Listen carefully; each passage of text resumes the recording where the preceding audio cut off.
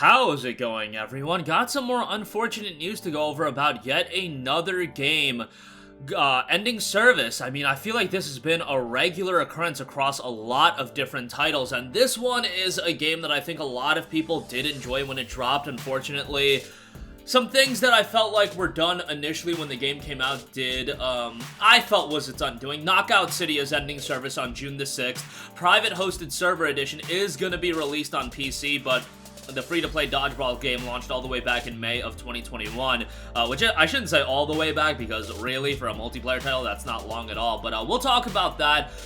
The PlayStation blog has a hands-on with Gran Turismo 7's free PSVR 2 update. That is out, a launch day of VR 2.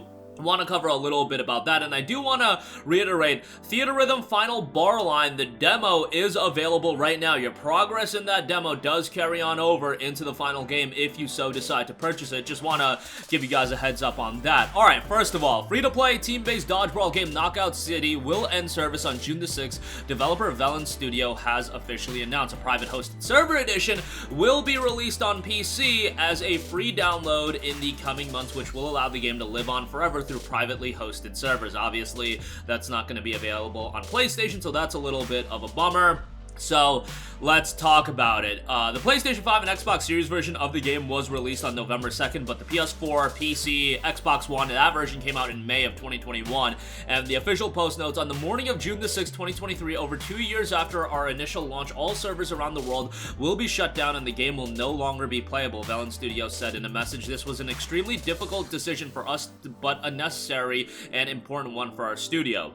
Season 9 will kick off on February of 28th and will run for about 2 weeks. It'll feature 6 back-to-back events with new cosmetics, new twists on several of our best playlists, an event focused exclusively on League play, and 2-week Midnight Madness where the community will pick the two playlists they want to close out the final season. Also, starting February 28th, obviously all real money transactions will be removed from the game. So they have a lengthy post that covers the entirety of why they're shutting it down. Credit to them, they've really done a lengthy post going over everything. I'll leave a link to that in the description box below. But they did note, Velan Studios' mission is grounded in innovation. For Knockout City, we set out to make something fresh and fun, starting with just those initial ideas for third-person dodgeball, throw-catch rallies, and balling up to become the weapon. Through relentless iteration and experimentation, we got to experience you know and love today, seamlessly blending a half-dozen different game genres from shooters to sports games, fighters, brawlers, platformers, and physics simulations. It's a game that defies any traditional definition, which is what makes it both so amazing and challenging to work on. What excites our team the most is making something new, something fun,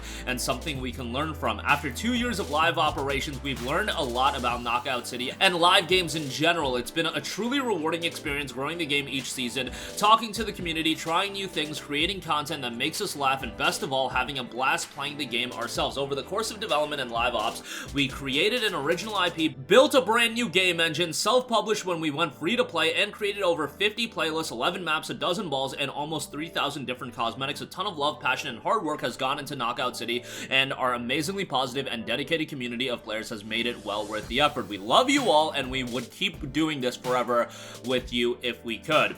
Now, if you do recall, the game was originally published by EA, and it was, I believe, released at $20, and then when they self-published, they did make the game entirely free-to-play. I think the issue with it was it should have been free-to-play right out of the gate. Like, with a game like this, I think that is ultimately gonna make it a little bit more accessible. Would that have sustained the game for the long term? I don't know. Probably not. That is the reality that I will reiterate over and over again when it comes to these live service titles, these live games, and multiplayer-focused games in general, is that the market is being absolutely flooded with them, and it is only going to be a very, I cannot reiterate the word very enough, a very small percentage of those games that are actually gonna click and be sustained for the long term. And it's not just about game quality. There are so many variables that even a game like Knockout City, which if you go and look at the reception of this game, a lot of people really did enjoy this game. Those that played the game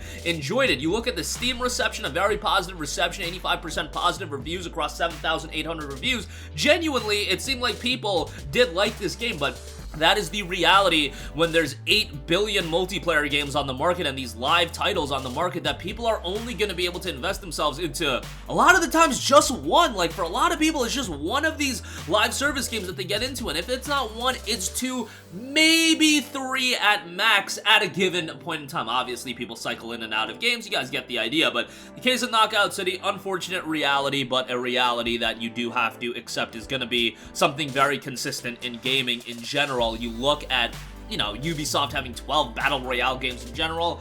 Nobody expects all those games to click. Nobody expects all those games to, you know, be slam dunk home runs, but, you know, there are unfortunate casualties when you do have so many of these live service titles, free-to-play games on the market that, you know, unfortunately, not all of them are going to be able to stick around for the long term. Knockout City seemed like it was a game a lot of people did enjoy, but unfortunately, come June of this year, June 6th to be exact, it will officially shut down. But if you're on PC, private host servers edition will be available as well.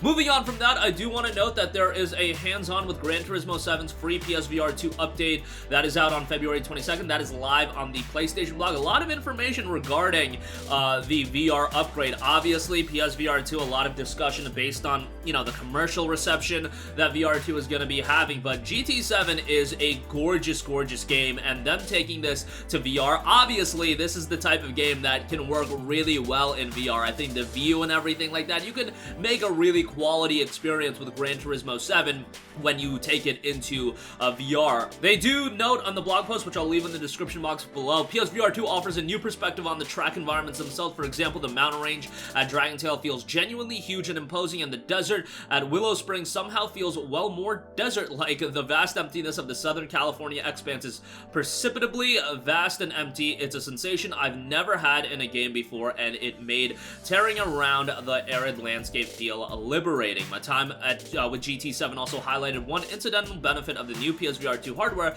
that I hadn't previously considered. Since the headset no longer requires a camera to track your position in 3D space, you no longer have to be overly concerned with your position relative to the TV. It's a small change that I anticipate will make me far more likely to use the headset during daily play sessions, and ultimately, something like that does excite me about VR more than anything. It's really just how comfortable is it to use. I think that is the main limiting factor with the VR headsets that I've used, personally speaking. I use PlayStation VR, I've used Oculus. I haven't gone off the deep end and gotten like the Valve Index or anything like that. I used it briefly at a friend's place, but, you know, VR still hasn't completely won me over, but the hardware and the actual potential of VR, yes, it's incredibly exciting, and I want to see where it can go. I know with VR2, some people are super, super excited for it. Other people are like, you know, the $550 price tag, then a lot of people are getting that Horizon bundle, and then you talk about additional games. It's just a hefty price point to get into, especially you need to have a PS5 console as well, so, you know, I understand why people are a little bit like, okay, yo, February's got 8 billion games, do I need to add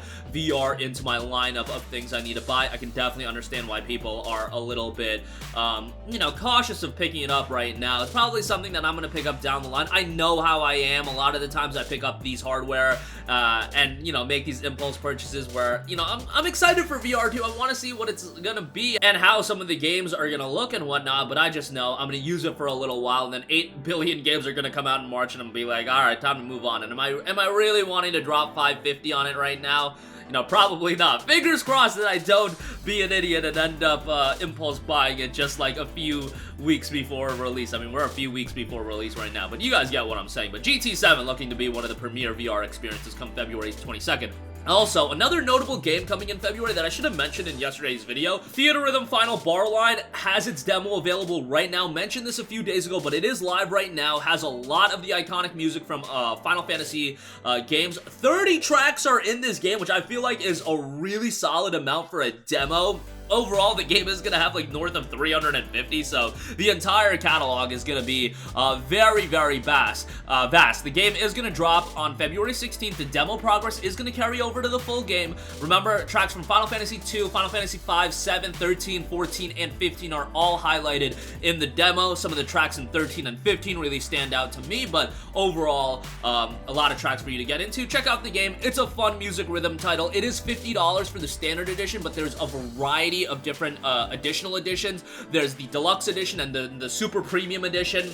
There's going to be 3 season passes with the game, so bear that in mind. There's going to be a lot of additional content, and outside of Final Fantasy, there's going to be content packs highlighting games like Nier, Octopath Traveler, Live Alive, the Mana franchise, Saga, and much more. So a lot of franchises going to be ultimately highlighted in the game once all the content rolls out. But that is going to do it for me. Unfortunate story for Knockout City. The game is going to be shutting down come June of this year. Gran Turismo 7's free PSVR 2 update has been highlighted on the PlayStation blog. Definitely go give that a look. If you're picking up VR 2, this is one you'll definitely, want to have a look out on. And if you're buying VR2, you probably are the type of person that's buying a lot of the top tier games. Probably already have GT7. It's gonna be a free update, so definitely worthwhile to check that out. And Theatrhythm Final Barline, that demo is live right now. Go ahead and give that a look with 30 playable songs. That'll do it for me. Sound off with all of your thoughts in the comment section down below. Thank you for watching, and goodbye.